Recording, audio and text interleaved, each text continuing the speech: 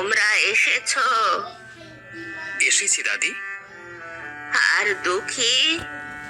আমিও এসেছি দাদি। বেশ বেশ, তোমরা দুজনেই যে আমার কথা শুনে আজ আমার কাছে এসেছো, সেই জন্য আমি খুব খুশি হয়েছি। সুখী দুঃখী, শোনো দাদু ভাইয়েরা, তোমাদের একটা গোপন কথা বলবো বলেই তোমাদের আজ আমি ডেকেছি।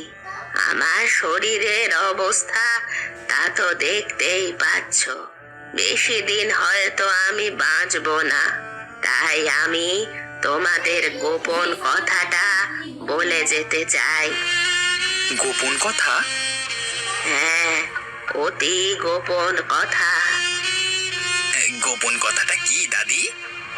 তোমরা আরেকটু এগিয়ে এসো আমার দিকে।